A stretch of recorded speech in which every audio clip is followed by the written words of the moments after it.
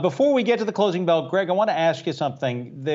Steve Mnuchin, the former Treasury Secretary, on record today saying we could see a 10-year yield around 3.5% and not too far from this day. What would that mean for us average investors and Americans?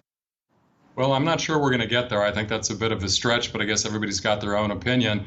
If we saw 3.5% on the 10-year in the not too distant future, I think it's probably meaning inflation's really popping up, north of 3 to 3.5%. And quite frankly, I think that's going to have serious implications for the equity markets. PEs are tied to interest rates, and if interest rates go up, they tend to have a negative effect on PE ratios, which could have a negative effect on equity. So it's something to pay attention to. And we've seen just with small gyrations upward what happens with big tech during the sell-off. Okay, let's pause before we get to that closing bell and check where markets are setting up, because we're going to have a day that ends in the green for the indices. The Dow's going to settle up over 300 points, followed by the S&P 500 and the NASDAQ. We were talking with Jared just a second ago about some of the sector action, and we did see that discretionary, consumer discretionary, big gainer today. Utilities, yesterday's gainer is today's loser, and here's the bell.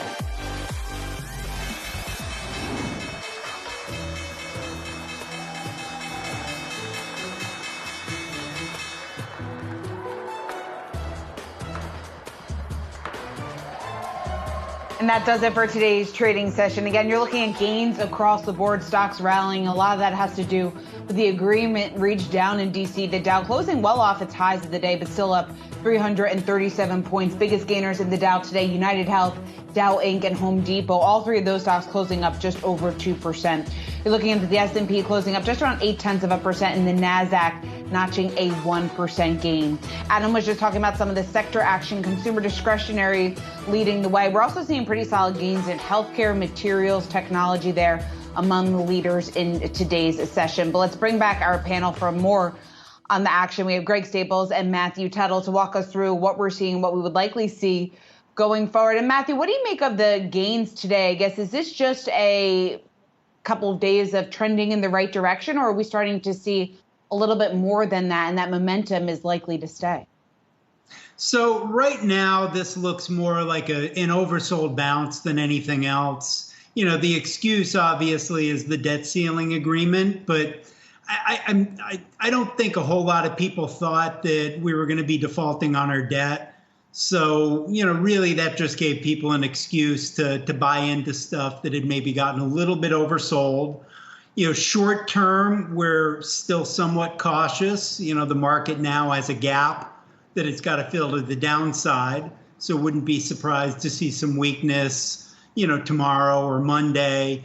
But longer term, we're still bullish, and unless we get 3.5% interest rates, that would change the equation for us. But short of that, we're still bullish to the longer term. Matthew, we saw, as Shauna pointed out, consumer discretionary, that sector big, and one of the stocks that you actually you're looking at as a potential buy is Affirm, which is that buy now, pay later situation. With the supply chain constraints, I always screw up those three words. Would that be a little bit risky, though? Because if I can't buy what I want, why would I buy it now and pay later anyway? Everything with supply chain issues going on is a little bit risky. What we love about Affirm, and understand, we look at things differently. So, we're looking at things, what are retail investors liking? What are stocks that are in strong uptrends? But Affirm also has a deal with Amazon. And last time I looked, Amazon pretty much controls the world. So, having a buy now, pay later deal with Amazon is not a bad thing to have. And then they just bagged Target yesterday, which is why they were up 20%. So, yeah, that is one of our favorites still. Greg, in terms of what could move the market here over the next couple of days, the jobs report out tomorrow morning. I know you're closely watching this. What do you think is most important just in terms of what you will be looking for in tomorrow's number? Sure. I think investors are looking for a rebound from that disappointing August number. They're looking for an indication that we have had a turnaround from that late summer COVID soft patch, and also to see the effect or incentives from the end of the supplementary unemployment insurance. Our expectations are roughly around 500,000 jobs created, with the drop in the unemployment rate to 5.1%. But I'd be really wary of trading the headlines. There tends to be some noise underneath that really you have to pay attention to. Revisions from last month, change in average hourly earnings. I mean, earnings are running at a 4.6% annual rate. That's real wage inflation.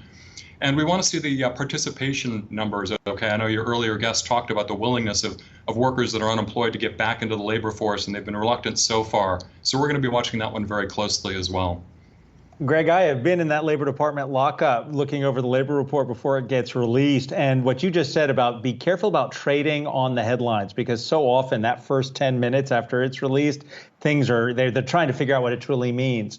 When the report comes out tomorrow, could it be ammunition for the Fed if we have a strong showing and we see strong participation in the labor market for the Fed to then, I could see a scenario where investors saying, aha, we taper, we're done with the tapering in mid 2022, and we start raising interest rates. Could that ammunition come their way with that jobs report starting tomorrow? I think you've done a good job of laying it out. First off, the whole tapering schedule, that's done, locked up, throw away the key, starts in November, ends in the middle of next year. What the market's looking for now is the first liftoff in interest rates. Market's thinking end of 2022, early 2023. And depending on how data comes in, they're going to either start pulling that forward with market effects or pushing it back out with market effects. That's the key variable that's in play right now. Matthew, in terms of the number that we could get tomorrow, would you change your strategy at all based on the fact that we could get either one side of it, very strong number, and the flip side of it, a number that misses by a long shot? Well, absolutely. Go ahead. Sorry. Yeah, no, we wouldn't change our strategy based on the number, but maybe based on how the market reacts. What I'd love to see is a Goldilocks number that kind of, keeps the Fed on the sidelines. What I don't want to see is a number one way or the other, too strong or too weak that really knocks the market on its heels. If that happened, then yeah, we would change our strategy. And my whole idea about being more bullish long-term kind of goes out the window. Greg, what did you want to say about that? Well, it's really, I think my concern would be the average hourly earnings number. You're really good at drilling through as to what labor cost inflation is. And that's, I think, the biggest deal right now. The market's getting very concerned about inflation being more sustained rather than transitory. And if it does become sustained, it's going to be coming from supply chain issues as well as the labor market. That's something that could rattle Powell and, as you talked about earlier, pull forward expectations for the earliest tightening, and that could have market implications.